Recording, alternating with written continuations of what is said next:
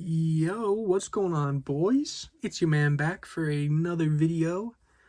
Just seeing if this works. I've been having some technical difficulties. Looks like we're good. But welcome back to another video on the channel. Now, today we have something different that I've been talking about just a little bit. And that is going to be a new series called Why You Should Read. Insert what I'm talking about then. So, this series, what it's pretty much going to be about, I'm going to bring up some of my favorite story arcs, comic books, actual books, ancient Egyptian literature, and I'm going to tell you guys why I think you should read it. Pretty easy. I think it's a pretty decent idea. It's a nice way to get me into more of a transition to the comic book kind of different stuff, because I've been doing this. This is like the fourth or fifth time I've tried, and I'm liking it. It's just I'm not doing the best at it now. So today the book we have up, kind of a story arc, is going to be why I think you should read The Amazing Spider-Man issue 300. Now, this issue is probably the most iconic Spider-Man issue ever. I'd say right next to the Amazing Fantasy 15 where he's flinging flying with the guy. This cover has been remade, redone, remastered, recrafted, put in 3D so many different times that even people that don't know anything about Spider-Man have probably seen something related to this before. Now, for those who don't know, this is the technical first appearance of Venom. And this story arc is what kicked off the crazy symbiote craze of the 90s, 2000s, 2010, well, 2010 is probably not, but the resurgence now of the symbiote stuff. This is the literal very beginning of that, because this is the book where we figure out that the symbiote, well, I don't know if it's this book, but we figure out the symbiote is alive at this point. We figure out that it wants to get freaky with Peter Parker, and we also figure out who it ends up with for the coming story arcs. So, bringing it in for a couple of reasons I believe this is a story arc you should read. It has the iconic duo of Todd McFarlane and David Michelinie. I don't know how you actually pronounce that, but I've been saying Dave Michelinie. This is I believe this is not the best story. Well, yeah, this is the best story the two of them have put together. Not my personal favorite from Dave Michelinie and Todd McFarty, but still a great story arc. And the number one main reason I believe you guys should read this is because it shows what the symbiote originally was. Like, if we start it here, you can see he was just straight evil. The symbiote at the beginning, well, Venom, the symbiote, and Eddie Brock, they literally wanted nothing but the death of Spider-Man, and they'd do anything to get to it. And that is something they've gotten rid of with Venom very often now. He is just some sort of anti-hero that cracks jokes and sings and is all funny, when originally he was meant to be sort of the shadow of Spider-Man. Literally, it was supposed to be Spider-Man's evil shadow. And I believe the biggest problem with getting rid of that is they don't have the whole build-up of Venom and Spider-Man starting off as complete villains, and then leading up around Carnage is when they team up. And that's why I believe if you are interested any whatsoever in the Venom story arcs with the symbiotes and everything, this is number one to read. This gets you set up with pretty much everything. How the symbiote works, how the characters around the symbiote works, all the different character motives, all the reasons people do what they do. And I feel like this is the stuff that has been forgotten. This is the character of Venom. And I feel like the traits he has were just forgotten. In the movie, Eddie Brock is, I believe, a reporter. And what even happens? He's pushing Carlton Drake, and he gets fired for that. But in reality, Eddie Brock was doing I think it's a thing on the Shocker in the newspaper. And Peter Parker exposed who the real Shocker was. And that's why Eddie Brock was the talk of the town. He got clapped up, smacked up, smoked up, because he was a fool, and that is not the real Shocker.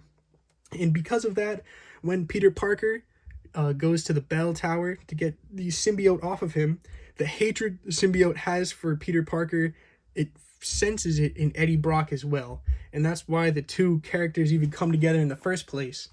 And I feel like the worst part of what they did, the part I hate the very most about what these movies have done with these characters, is they made Eddie Brock and Venom a different person. In the comic books, you can even see it here if you get a little bit of reading. He talks like we and all that kind of stuff, but there really are just one character. Like, you don't see Venom fighting with the symbiote, or Eddie Brock fighting with the symbiote.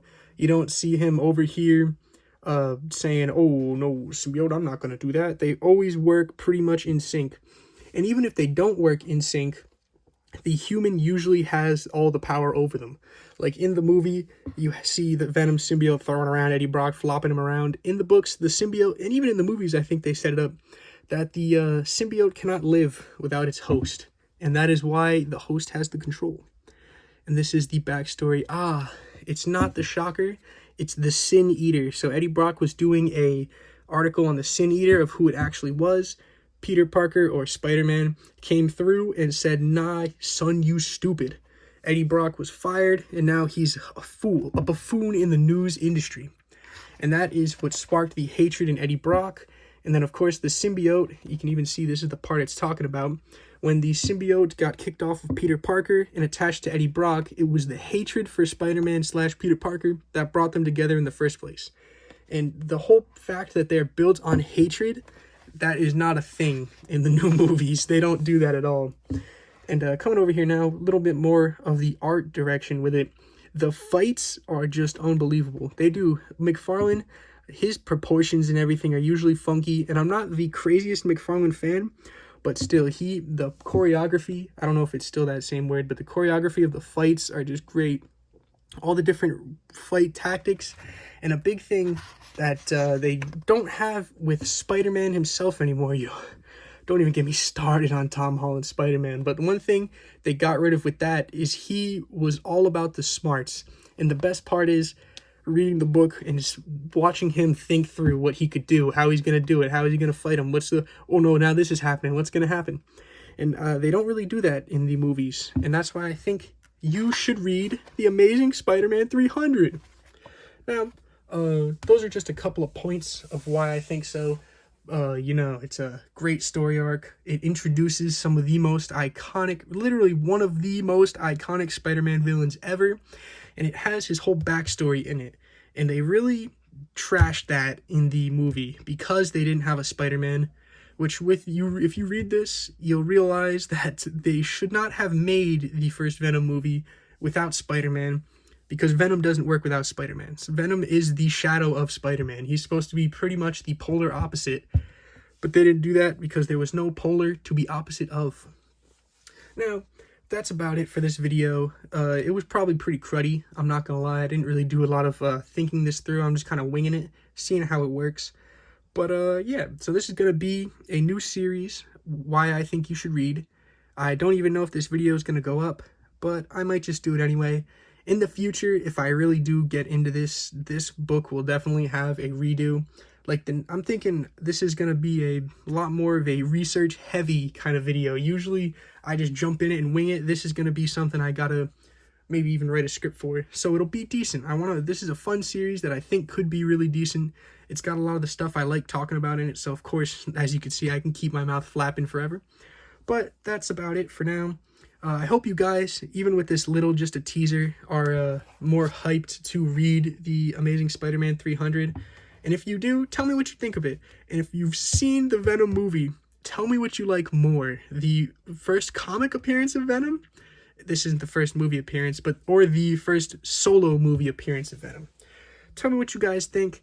Thanks for watching. This has probably been a pretty bad video. Just going to show off some sick art at the end. This has been a pretty bad video. More of a, I'd say a trial run of it, because this is probably not how it's going to even be set up next time.